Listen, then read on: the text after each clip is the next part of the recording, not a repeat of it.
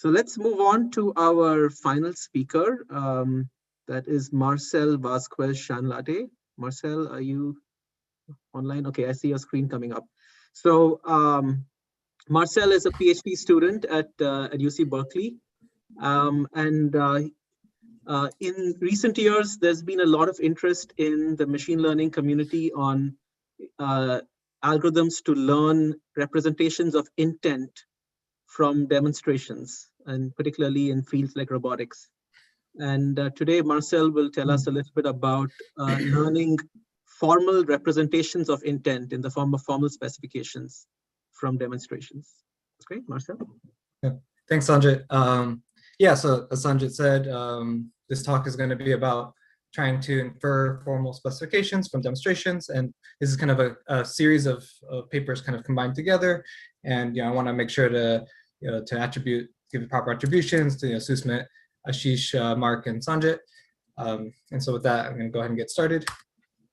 So it's helpful here to think about a motivating example. So if you could consider this grid world where you have an agent represented by this black arrow that's its path, acting in a potentially stochastic environment. And so it has the following set of actions to move up, down, left, or right, and their actions are annotated on the grid.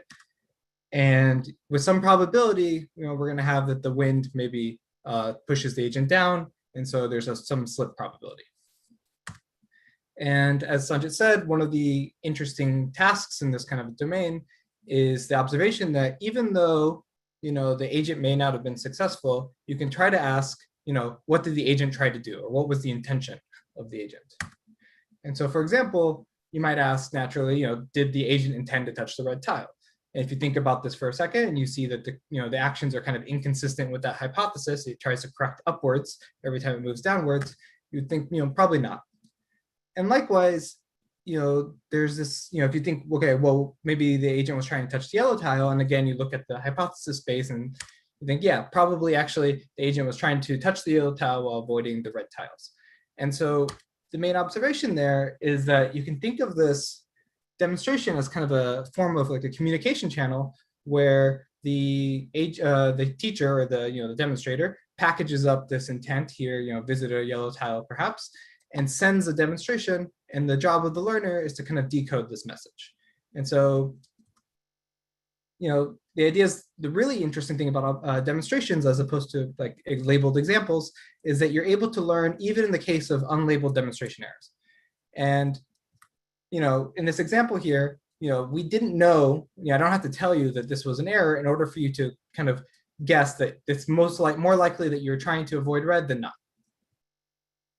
And so the goal in this research and the kind of the thread of this research is to develop algorithms for learning like formal specifications from unlabeled demonstrations to see kind of how far we can push that.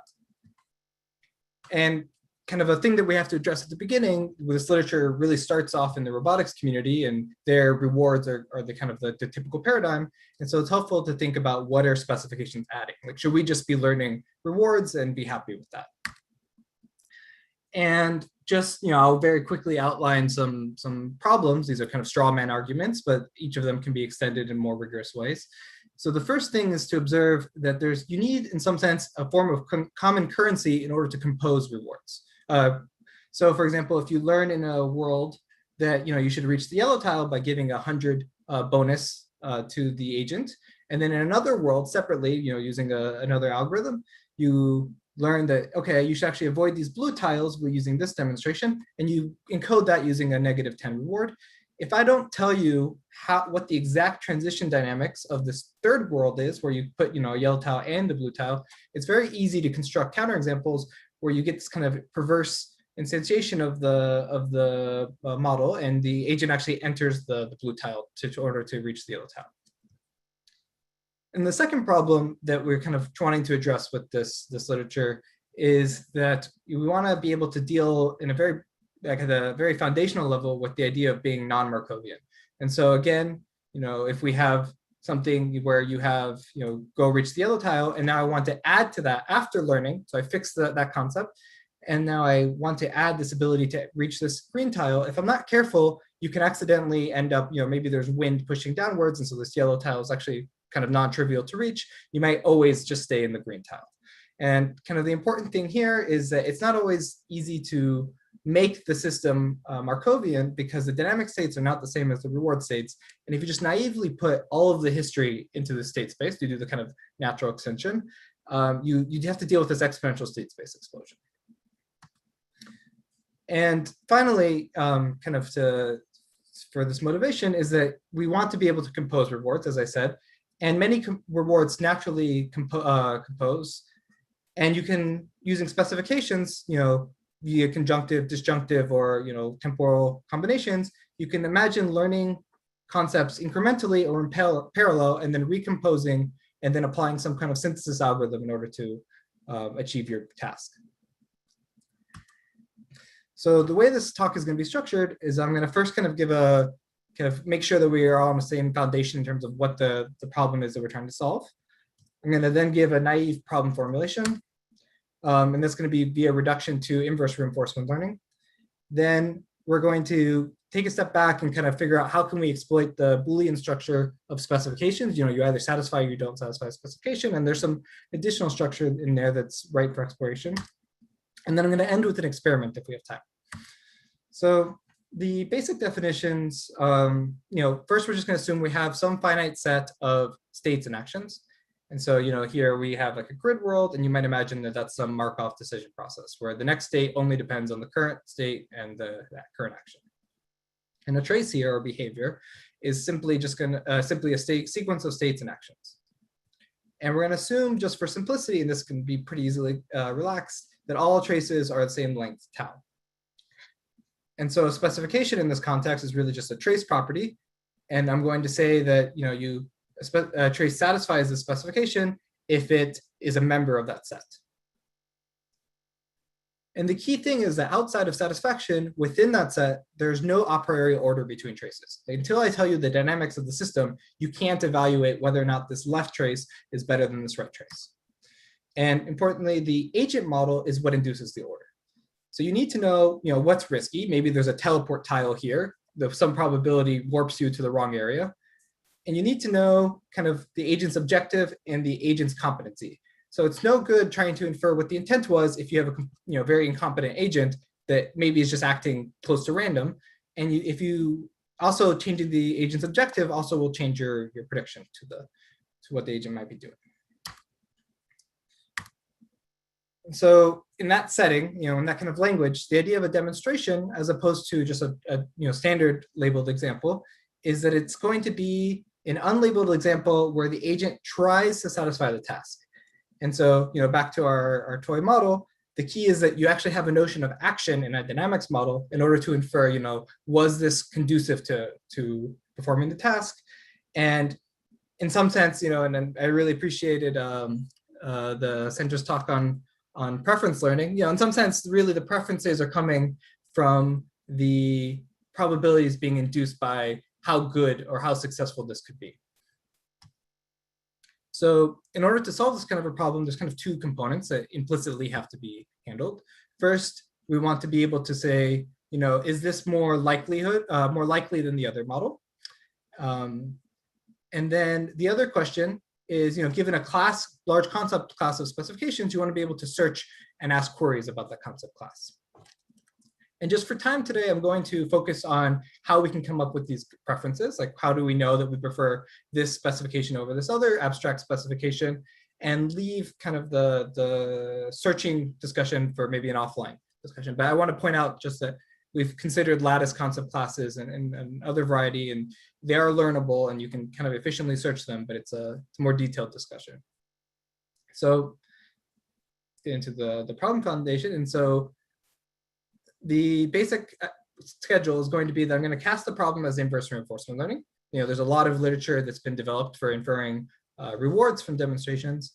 And in particular, we're going to apply a idea called the principle of maximum causal entropy in order to find a proxy agent model. And so just as a recap, inverse reinforcement learning, you're going to have a Markov decision process. So you've got actions and states determining the next states. And we're going to assume that the agent is trying to optimize some unknown state reward. So, simply you're finding some policy that maximizes the expected reward. And your policy is simply a distribution over actions given the current state. And the problem of inverse reinforcement learning is then to ask what reward best explains the behavior of the agent. But the problem with this kind of naive definition is that it's not well posed. If I give you a reward that's constantly 0, all demonstrations look optimal. And conversely, if I just kind of tune my reward to be exactly matching the demonstrations, then again, everything looks optimal. And so we need some other way to disambiguate, some other way to put in a proxy model. And the idea is to use the principle of maximum causal entropy to do this in kind of a regret minimizing way. So first, let's talk about how can we make sure we pose our problem as inverse reinforcement learning. So we need some reward, and we don't want any kind of gradient outside from our satisfaction. And so the naive thing to do, and it's kind of straightforward, is to just use an indicator. So if you are in the set of specifications, if you satisfy the specification, we're going to give you a reward 1. Otherwise, you're going to use a reward 0. And it's not hard to show that this is actually without loss of generality. You can use any 2 variables. You can use any 2 constant values, so long as both are not 0. So any kind of binary indicator. But here, we had to do kind of a sleight of hand in doing this definition, and we had to lift our states to be traces. So if we had some small transition system, and we wanted to talk about specifications of length 2, we're going to need this exponential blow up in order to kind of define this indicator. So this naive reduction, there's this exponential blow up, but we're going to kind of postpone this concern for now and leave it later. We're going to readdress this because there's some nice structure in the binary formulation of this problem. So we now have a problem cast in the context of inverse reinforcement learning, and now we're going to apply the principle of maximum causal entropy. So the key idea with the principle of maximum causal entropy is that high entropy policies are robust. So the question I'm trying to ask in order to get a likelihood of the specification given the demonstration is what's the probability of any given action given the previous state sequence and the specification. And the idea with the principle of maximum entropy is that you can prove that this minimizes the worst case log loss. So if I put in some other, if the agent's actually using some other policy, some other distribution here, the log loss is minimized in the worst case if you use maximum entropy subject to feature matching. And so formally, the idea is going to be that we don't want to overcommit to the demonstrations. And we do that by maximizing the expected causal entropy. That's just the normal entropy, kind of where you sequentially reveal the state sequence. You don't want to be able to condition on the future. So you have to do this kind of variant where you sequentially add states subject to reward matching. And by that, I mean just that we want the policy that we ultimately end up with to match the observed, maybe expected reward. And with our indicator, really what we're saying is, we see some competency of the agent. We see some amount of performance. Maybe they are able to satisfy the property 30% of the time. And we want to be able to, we want the maximum entropy model that also has that performance. And that's what we're going to use as our proxy model. And in this work, I'm going to talk about 2 cases. The first case is kind of the simplest one where you assume that maybe this causal entropy, you don't really need to distinguish between, you can actually give all the state sequence ahead of time, and that's what the action sequence is. And this happens in like deterministic dynamics. You don't actually need the states, and the actions are kind of redundant. And then the second case, I'm going to talk about the more general reactive setting where you really have to distinguish between causal entropy and more traditional entropy. So I'm going to start with the maximum entropy case. But before that, I want to kind of revisit this problem that I posed. And in order to kind of address this, it's useful to recast this problem as kind of a circuit. So I'm going to be operating in what's known as the random bit model. So we have a Markov decision process, and we're going to think of this as a deterministic transition system with access to some coin flips. So you can think of this as a dynamical system. We've got coin flips, action, state, next state. And your dynamic set is just this function over states and bits. And what's nice is that if you unroll, we're in the finite horizon setting. So if we unroll a finite number of times with self-composition and then add a monitor for the specification at the end, we just end up with some Boolean predicate. And so if we then add a policy to kind of close the loop, so we might imagine that our whole system, looks like a policy sending an action to a dynamical system, then you have some features that you extract, and there's some monitoring specification that's outputting 0, 1. If you kind of zoom out and just look at the competency, the Boolean predicate, what's important to realize is that you need to be consistent with the Bernoulli random variable. If you forget the whole system and ask what does the system look like, it just looks like a biased coin, and that is kind of like the trivial maximum entropy solution there. But then when you kind of take into account what the biases of that coin is, there's really two effects. The first effect is this environment bias, so how hard the dynamics and specification are together, and then you have kind of the competency of the agent. So to give an example, if we revisit our running example of entering the lava, if I remove the lava, if I just take away the lava from the world, it's trivially easy to avoid lava in that dynamical system, and so that's going to bias the coin higher. Likewise, if I have a very incompetent agent or a very difficult world, I'm going to have a bias that's lower. And so you need to be able to separate these effects in order to kind of talk about what the probability of these actions would be. And so the main idea in the maximum entropy case is that the policy doesn't need to be reactive. And so these effects are actually separable.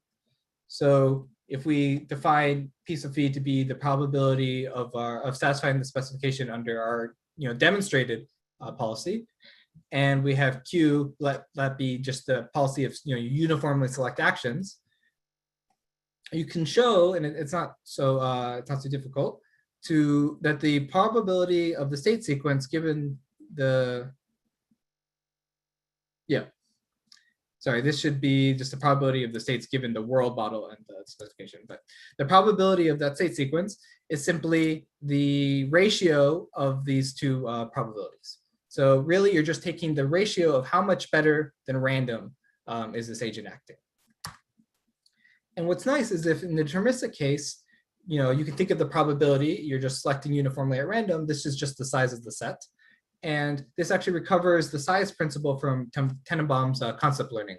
So the idea is that, essentially the harder it is to just randomly generate a specification, satisfying sample, tells you how you should adjust the agent's performance in terms of how likely you think that demonstration is.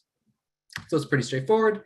If you add some additional modeling assumptions, like the teacher is at least as good as random, and the demonstrations are ii.d, and that your demonstrations are approximately representative, so the mean is roughly what you would expect it to be given the Bernoulli random variable, then with some algebra, you can kind of reformulate this as the probability of the demonstrations given the specification is simply, you have this threshold that encapsulates being better than random, and this information gain over random actions.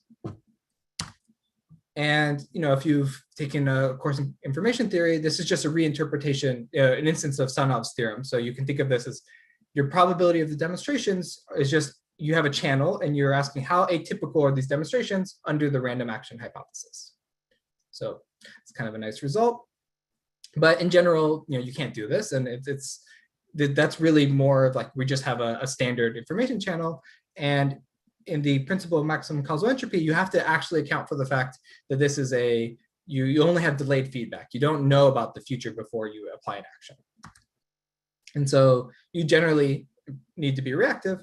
And so here, when the agent actually fell down, it applied a corrective action to avoid the entering the lava. And so we need to take this into account in our model. So, I'm going to kind of state without proof, and you can check this is really from Brian Ziebart's thesis, that the principle of maximum causal entropy kind of implies the soft Bellman backup on the policies. And so you just want your policy is going to be exponentially preferring these high value actions. So the Q is considered the value of the actions and the V is the value of the states. You're just going to exponentially bias your actions towards high value. and you kind of do it via this recursive update, where you either give this Boolean 0, 1 weighted by some theta, or you apply some what's known as smooth maximum or log sum of exponentials in order to estimate the value of the current state. And the idea is that the maximum entropy policy given P star is the one where you match theta to match P star. So, if I just kind of quickly focus on this soft value calculation, and we like I said, replace that log sum of exponentials with smooth maximum, you can think of this just as a variant of the standard Bellman backup in Markov decision processes, where you've replaced smooth maximum with maximum. And if you think about this on the unrolled structure, you can think about this as a computation graph where at the leaves, you have 0, and then at all the areas where you satisfy the specification, you've got theta. And so you're trying to tune theta to match the satisfaction probability. But the problem is, you need to somehow search this efficiently. And what's nice is that the smooth maximum and expectation kind of collude in a way that the satisfaction probability is growing monotonically in this parameter. So it's sometimes called the rationality. So how close to optimally rational your agent is. And so at 0, it's acting uniformly random, and at infinity, it's agreeing with the optimal agent. And so because of this monotonicity, you can show that you can binary search for theta in order to find this fairly efficiently. But we can't directly work on the structure because it's growing exponentially. But if you kind of take a step back, you realize that these rewards, there's a lot of shared structure. A lot of this tree is really redundant, and the system and environment actions are ordered. You have to go in a particular sequence. So the insight was to encode this as a binary predicate, and that's what we previously established, actually, that we can write this as a binary predicate. And so if you write the binary decision diagram in a particular sequence of bits, so you have your actions and your coins and your next actions and your coins, you can take this binary decision diagram and you can write a compressed representation of the dynamical system. And then we'll show that you can actually do the Bellman backup on this causally ordered BDD. And the basic idea, and I'm going to skip over this looking at the time, is that the BDD, because of the associativity of smooth max and expectation, and kind of that they operate kind of nicely on identity, means that any skipped edges or any kind of actions that have been split up across bits, you can actually work directly on the BDD and interpret the computation graph directly. So that's kind of a nice result. And furthermore, using the standard circuit bound from binary decision diagrams, a corollary of that is that this BDD is going to grow at most linearly in the horizon and quasi-linearly in the actions. You have to pay a price for every biased coin that you introduce, and then you are going to have a representation of like the minimum state representation you need in order to monitor this property. But importantly, linear in the horizon, and in principle, you can compute this using function composition, starting at the beginning of the horizon and just incrementally unrolling the BDD.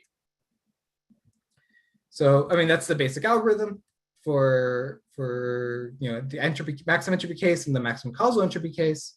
In the maximum entropy case, you need to be able to compute the performance of random actions. This is in some sense just weighted model counting.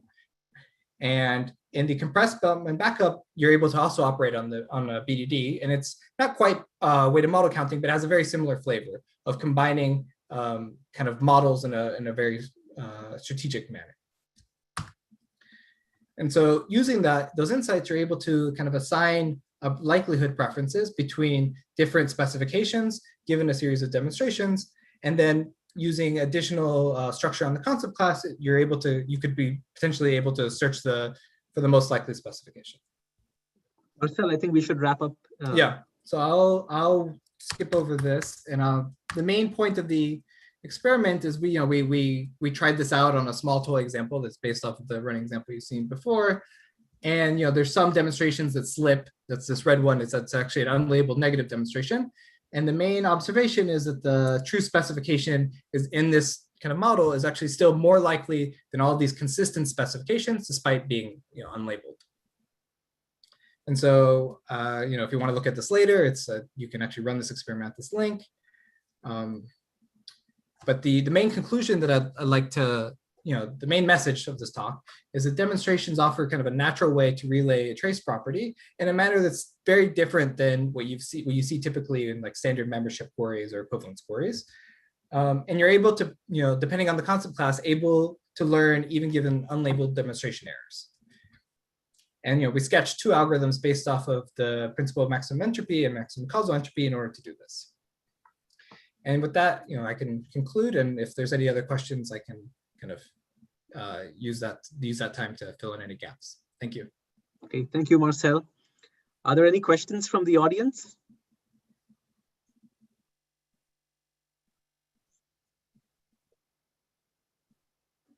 Okay, let me kick things off here. So what have you thought about generalizing the approach to non-trace properties, more general kinds of specifications? So like hyperproperties or? Yeah, in the general case, hyperproperties. Or even things like invariance, right? They're not necessarily trace properties. Yeah, so in the main problem with invariance is how you extend